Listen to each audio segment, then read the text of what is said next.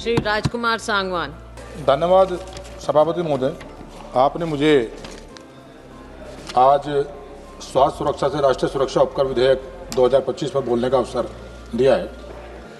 सभापति महोदय, मैं स्वास्थ्य सुरक्षा से राष्ट्रीय सुरक्षा उपकर विधेयक 2025 का पूर्ण समर्थन करता हूं। और मैं ही नहीं समर्थन करता हूं, जब से सदन में चर्चा हो रही है, जो हमारे सत्ता पक्ष और विपक्ष के साथी हैं, सभी ने इस पर गंभीर चिंता व्यक्त की है। ये एक ऐसा विषय है जो मानव जीवन से जुड़ा है, जिनके सेवन से जो गंभीर रूप से बीमार होते हैं, कैंसर जैसी बीमारी होती है, उसके इलाज पर खर्च होने वाला पैसा, जिससे पूरा परिवार प्रभावित होता है। इसलिए प्रत्यक्ष या अप्रत्यक्ष रूप से जो हमारे विपक्ष के साथी हैं, वो भी इसका समर्थन कर रहे हैं। यह विधेयक देश के दो सबसे महत्वपूर्ण क्षेत्रों, जन स्वास्थ्य और राष्ट्रीय सुरक्षा को मजबूत करने के लिए एक आवश्यक कदम है। इस विधेयक के लिए मैं यशस्वी प्रधानमंत्री आदरणीय नरेंद्र मोदी जी और आदरणीय वित्त मंत्री जी को बधाई देता हूं।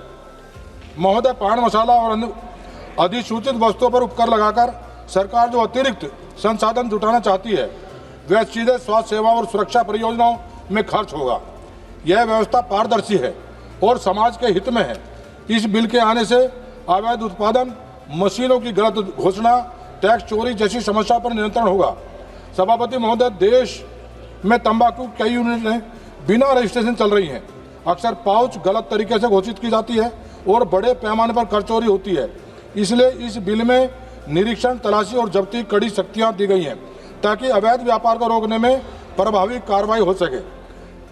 उच्च उपकर और कड़े दंड से सरकार अनुशासन और पारदर्शिता लाना चाहती है।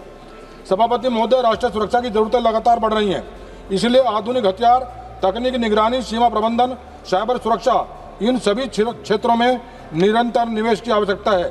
सरकार एक निरंतर और सुनिश्चित राजस्व स्रोत बनाना चाहती है, जो सीधे राष्ट्रीय सुरक्षा पर खर्च हो सके। इस उपकर से मिलने वाली बड़ी राशि इन आवश्यकताओं की पूर्ति में सहायक होगी। मैं सरकार के इस दूरदर्शी प्रयास की सराहना करता हूं और आशा करता हूं कि इस विधेयक से स्वास्थ्य ढांचा मजबूत होगा और अवैध उत्पादन पर रोक लगेगी और राष्ट्रीय सुरक्षा को अस्थायी वित्तीय समर्थन मिलेगा। इन्हीं शब्दों के साथ मैं इस महत्वपूर्ण विधेयक का समर्थन करता हूं। धन्यवाद।